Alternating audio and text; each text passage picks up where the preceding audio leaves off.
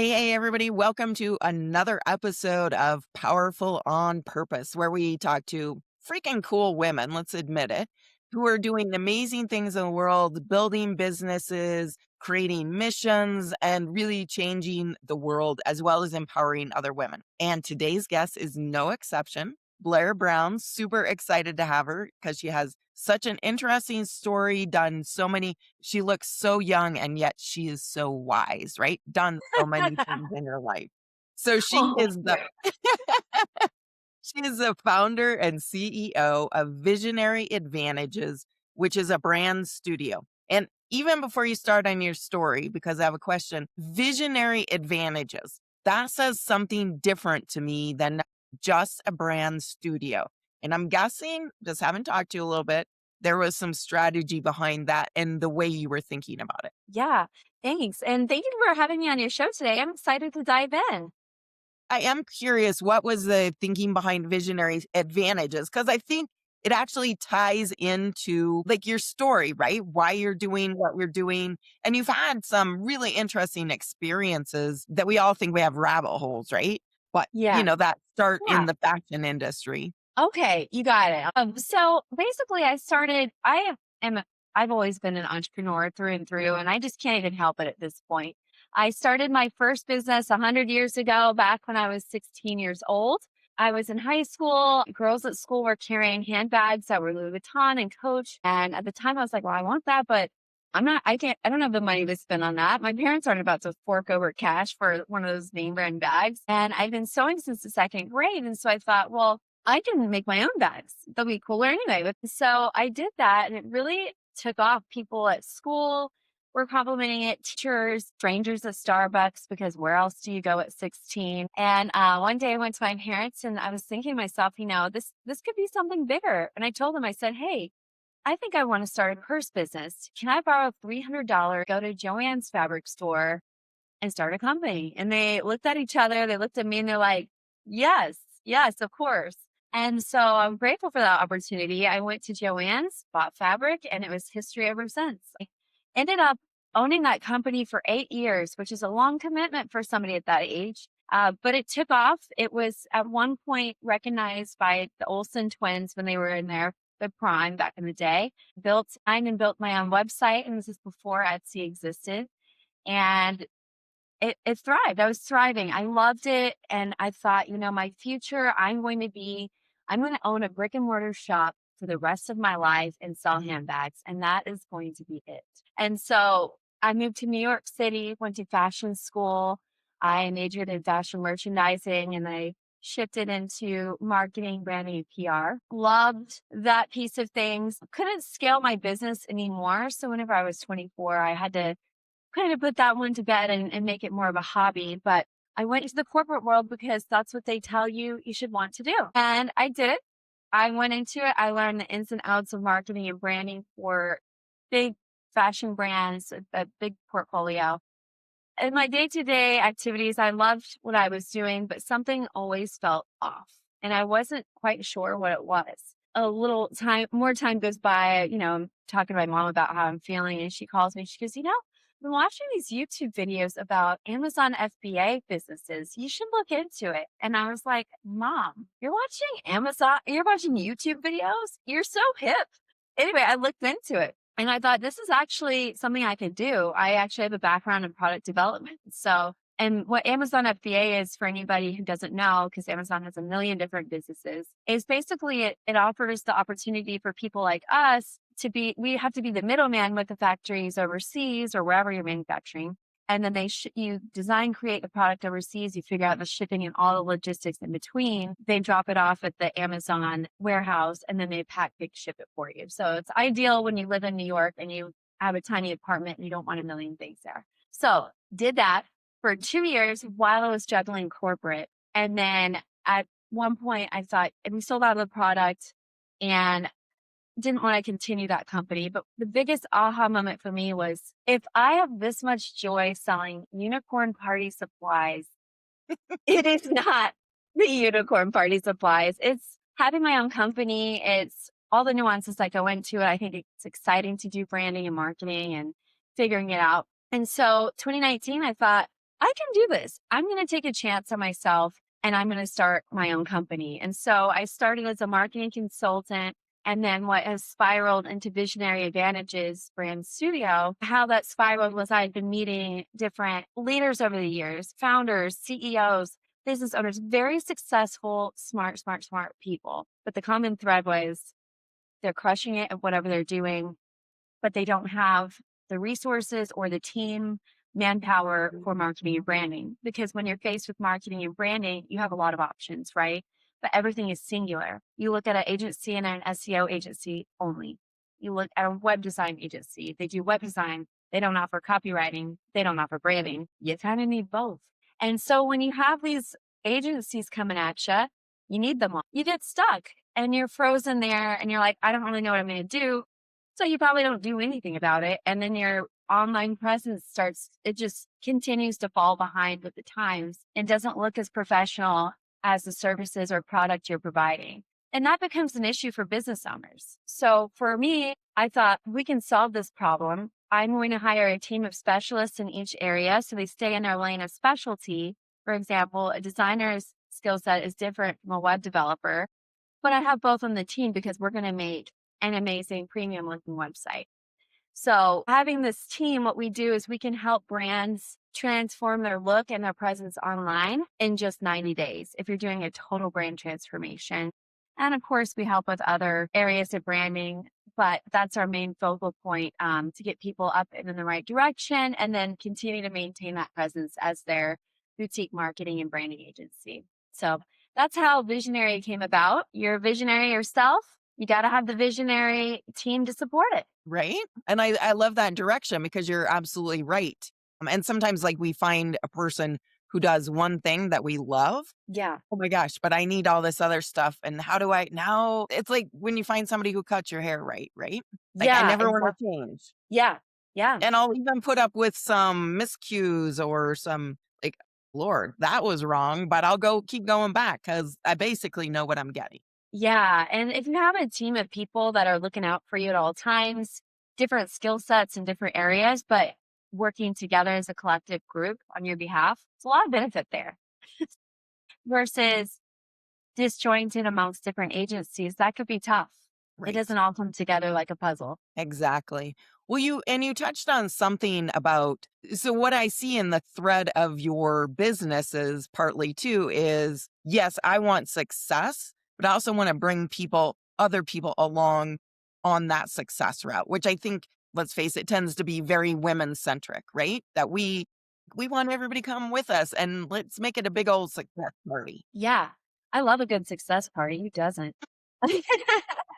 Who doesn't, right? I mean, yeah, often if we support each other and build each other up, and as business owners, we have it hard enough. We're putting out fires, we're juggling all the plates on different, poles or whatever. We're wearing hats, we're doing all the things. We need the right people in our corner to help us out where we need them. And so that's what we want to do. We want to, having been an entrepreneur for so long and then facing these issues myself along the way, not having the resources on my other business ventures, doing it myself.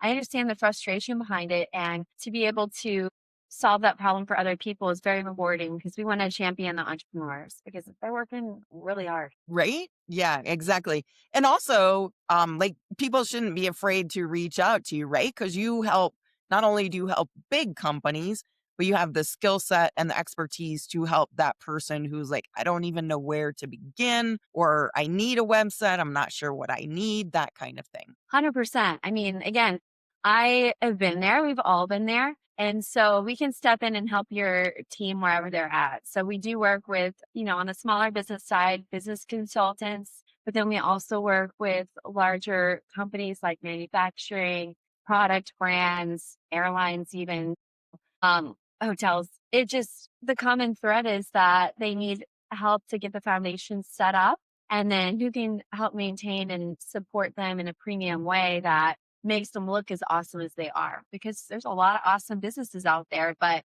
they need somebody to be able to help them show up online that way. Right? Yeah. I mean, it's a underrated skill, no doubt. I No kidding. Really, I think people underrate what you do, and it is such an important aspect, really getting that our outside looks like our inside, right? Yeah, exactly. The cobbler's son doesn't wear shoes. Right. You want to make sure, you're doing these awesome things. Let's show people it. Because then that's ultimately going to it's going to be way easier to close the sale. It's going to be easier for referral partners to send their friends and family to go check out your website and refer you. It's going to be easier to close the deals, and that's going to turn into sales. Sales turn into a successful business. So that's what we want. Right. Yeah. So what because you've had multiple successes along the line, was there anything that surprised you about success as you reached different levels or success in a certain area and went, "Wait a second, I gotta pivot now." Well, you start a business thinking you know everything. I do. I think the more in general, I'm like, wow, I am forever going to be learning every single day. And like, you kind of know that, but then whenever you experience it on such an extreme level, owning it like on the day to day business schedule, I'd say success has taught me that I'm always going to be evolving. I'm always going to be learning. And what works for my company today might change in 6 months. It could change for your company in 6 months. Or in 2 weeks. You never know. So for me, success has taught me you got to be flexible. You got to be open to new ideas, and you've got to embrace change, and also continue to embrace, like, be grateful and focus on gratitude too, because at the same time as you're doing these twists and turns on this always turning road, that you did start with nothing when you started your business, most likely. You started with an idea and then you had to bring it to life. So if you focus on the gratitude behind that and where you started and that you're continuing to grow, I think that's probably the biggest thing I've learned is you got to focus on those things too. Wow, I love that, right? Because I think we focus on gratitude in general, but this idea of that we had an idea and we had whatever level we're at our business, we had the fortitude to at least initiate it and continue on with it. Yeah. So I think that's super valuable when you said that for my business to grow, I must grow. I'm looking over because it's written down here. Same Yeah, thing. I think we say that, and then there comes a point you're like, okay, I think I've done this lesson like about 500 times. Why am I having to repeat it? 100%. I'm like, I'm done learning. I and learned all that. Oops, not so much. And sometimes it's, owning a business, if you're in that learning phase, you're like, well, I'm learning this because I'm going to be helping somebody else with it later. Like that's most likely the chance. But then you're like, how many more people do I need to teach? Exactly. Yeah. Like, how much more stuff do I need to work on? Right. Because there's that aspect too of really, this is the best personal growth program on the planet is Ever, entrepreneurship. Yeah, ever. exactly. Totally. It'll push And, all your buttons. yeah, and that's why, it's kind of funny because I had different businesses before, but each of them taught me different things. And I'm able to pull those lessons up and help my clients that are in those industries or in those areas of their life right now to help them move forward as well. So, it's like, okay, that's valuable. Good. I found a way to use that. Yes, exactly. That makes sense now. Exactly. What do you give advice to? Because I'm guessing you're invested in helping younger entrepreneurs as well, right? Get like, because there is something about not only having the idea, but having the mental fortitude to even think I could do that. I think at 16, shoot, I'll just start making purses. I know. Really? My parents would wake up in the morning and be like, "Oh, the purse elf came last night." If I was stressed out, I just like make a purse overnight. The sewing machine. Yeah, I love talking to young entrepreneurs or young people in general that are thinking about starting something because I think that's the best time to start something. Most likely, you're not paying rent at that point in your life. It's kind of nice to be able to just go all in and try something. And if you fail or have to pivot, it's okay. And even if you don't have that cushion to fall on, it's okay. You're going to change your business multiple times. I mean, this is my third business. It's a part of life. And I think every entrepreneur I've ever met, it's never just one business. It's always been a few other before this one. But the way I look at it is, what's the risk? If are you, I happy where you're at your job of, like, let's say you're graduating college age, you've been in the field for a while, pros and cons. But I think go for it. It's never too early. It's never too late to pivot if you have an idea. For me personally, it was always, I felt like it was more of a risk not to try it because I thought I don't want to be stuck in this role forever if I'm not super happy with it. I think I'm going to just make the leap in entrepreneurship, go for it. And then to me, that was less it's risky, which I think a lot of people would think is crazy, but it worked out. I totally agree. Yeah, I built or did a lot of things in my life based on I didn't want to have regrets, right? Because I worked in a Yeah. office where the women were probably the age I am now, and they all had regrets. And that kind of scarred me emotionally. I was like, I don't Yeah. want to get up there. Yeah. Yeah, Oh, I saw the writing on the wall. You know, through a couple different corporations I worked at, I would talk to some of my colleagues and they'd be like, oh, I just assume everybody wants to start a business because that's how I'm wired. I can't help it. And I was talking, I'm like, oh, and you could start this business one day doing this kind of design. And they're like, business? I would never want to do that. And I'm like, that blew my mind. I could not believe it because actually my whole family, we're all entrepreneurs. So we're cool. always collectively, like if we're at Thanksgiving, we're talking about building a hypothetical business.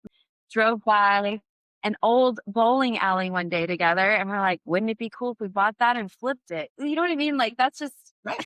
all Yeah, hypotheticals, but that's how we think. And so when I met somebody who didn't feel that way, I realized that is kind of more common. I was like, wow, that's different. And then, fast forward to the other job, I'd say a lot of people at that job were the same way, which is great. We need people like that. But for me, it's so different. And then when I was at this crossroads of do I just resign from my corporate quote unquote secure job to start my own thing, I was talking to my family who's of course very supportive, and I'll never forget my conversation with my mom is she goes, well, let's look at what's the worst thing that could happen. So you leave your job, you give it a shot. If it doesn't work, what's going to happen? And I was like, well, in college, I was bartending. So I was like, I could always go back and do a restaurant and then apply for jobs. And then I'll get a job eventually. And she goes, exactly. You'll always be fine. It might not be something you want to do in the meantime, but you'll be fine. And I was like, you're right. She goes, so what's stopping you? I was like, nothing. I went for it. And I'm so grateful that I had that little pep talk because I felt it in my soul. But sometimes you just need that support system to push you or like that one piece of advice to move you forward. And I'm grateful because not a lot of people have that support, but I'm lucky that my family was there to say go for it, and right. here we are. Yeah, yeah, very cool. And kudos to your mom for recognizing that and your whole family, because Yes, what a it cool was. way to, I love yeah, them. I'm super lucky.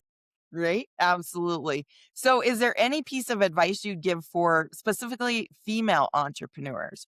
I think it's really important. And part of, what this podcast is about is really encouraging women to step up. And if we need help, reach out. If we're Yes. successful, reach behind, bring somebody along, but really making more impact with women's voices. Yes, I love that. I'm all about female entrepreneurship. I would say number one, believe in yourself. You're going to face some obstacles as you start a business, but it's normal. And just keep pushing through because there's a light at the end of the tunnel and it's just learning curves here and there. That being said, build a huge community of women entrepreneurs around you because if you surround yourself with like minded people that are cheering you on along the way, that's going to make a huge impact on you and your life and your everyday fluctuations of your schedule, the ups and downs of a business. So having that community who can get on a Zoom call and talk through some things you might be going through or just to bounce ideas off of, and they don't think that you're crazy because you're starting this business that's in your brain from scratch, right? They can kind of see it with you or at least talk through the ideas. And then eventually it's going to become a reality. And so having that community is huge because not everybody's going to get it. Like, but a few gals at my old business who love them, but they just didn't understand entrepreneurship. Women business owners there's plenty of communities online, network, and just stay in touch with them and be a support for them and they'll be a support for you. And it becomes great.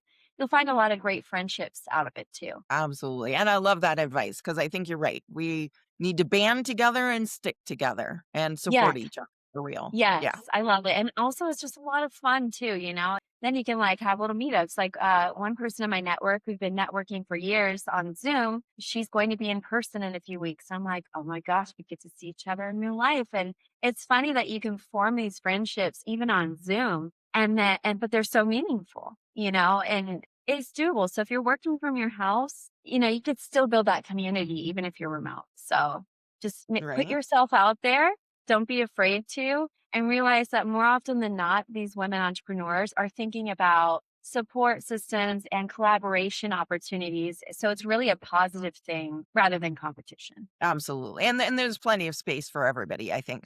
Yeah, Yeah. there's a lot of people out there, a lot of business. And it's always fun to meet people in real life because we're used to boobs up. I remember meeting a gal who I'd had a relationship online for a long time, and I met her. I was like, "Wow, you're way taller than I thought," right? Because I just Yeah. Yeah, it's funny when I do meet people in real life. I saw one of my colleagues from like down the street. I was meeting him for the first time, and he was like about foot and a half taller than me. I was like, I never in my life would have guessed. So it was pretty funny. You never know. uh, But yeah, having both, it's great. yeah, yeah. Well, this has been such a delight. We could talk forever, but I'd love to.